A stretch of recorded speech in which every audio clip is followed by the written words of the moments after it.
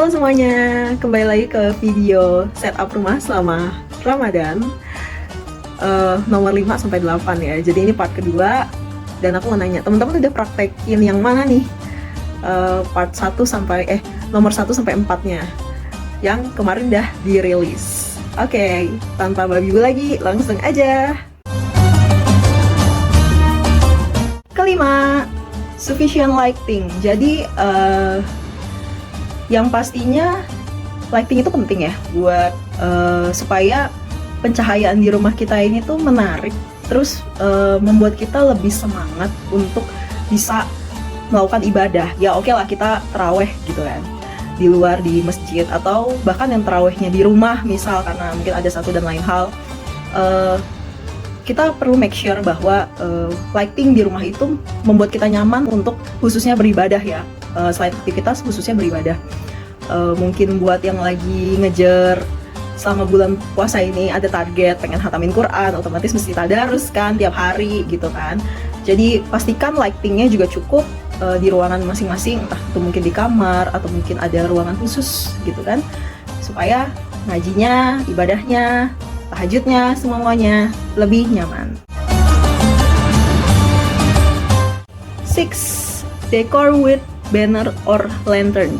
Jadi sebenarnya kalau banner, I don't think di rumah biasanya pakai banner ya. Biasanya kayak gini-gini tuh di public space, kayak toko, kayak supermarket ya, dan juga ya tempat-tempat lain lah gitu kan yang public space.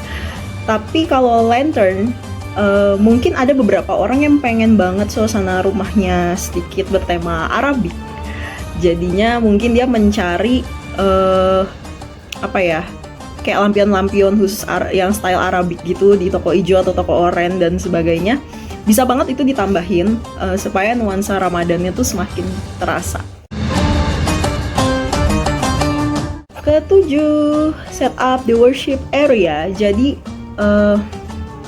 worship area ini maksudnya kayak area ibadah ya. Tadinya tuh gue mau bilangnya tuh set up praying area, tapi ya ibadah nggak cuma praying doang kan gitu kan, ada hafalan Quran dan lain-lain bagi yang punya target itu gitu. Terus juga bisa juga mungkin pengen sekedar duduk diam di tempat sholat dan merenung gitu kan, berdoa dan lain-lain.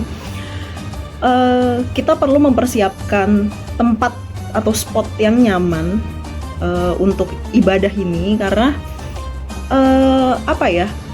aku rasa nggak semua orang punya musola khusus di rumahnya buat bisa beribadah. Jadi makanya aku bilang area itu bisa satu spot kecil, mungkin di kamar atau mungkin di ruang tamu, tapi dia areanya memang khusus buat sholat kayak gitu, buat ibadah di situ. Nah, bisa dibikin nyaman. Misal contohnya ya, kalau mau ganti cat silahkan, kalau misalnya mau nambahin AC biar nyaman lama-lama di situ silahkan, dan segala macam lainnya. Jadi yang paling penting adalah maksimalkan ruang yang ada supaya itu bisa menunjang aktivitas kita jadi lebih optimal.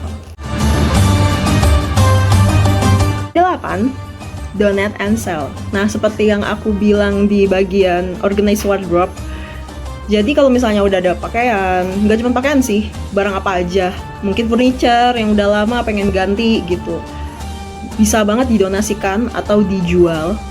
Karena ya pada ujung-ujungnya sih, selain momentum Ramadan ini membuat kita jadi pahalanya dilipat gandakan ketika kita berbagi, berbuat baik sama orang, juga bisa membantu kita untuk mengoptimalisasi ruangan yang kita tinggali gitu. Karena kalau semakin sedikit barang yang kita punya, ini juga PR sih ya buat aku sesungguhnya, semakin sedikit barang yang kita punya itu penataannya bakal semakin lebih mudah dirapikan, dan juga nggak akan ada spot-spot di mana barang-barang bertumpuk karena ya memang terlalu banyak barang-barangnya gitu kan. Jadi bisa dijadikan juga momentum untuk memperingan hisab kita ketika di sana, jadi barang-barangnya dikurangin gitu untuk donate and sell ini.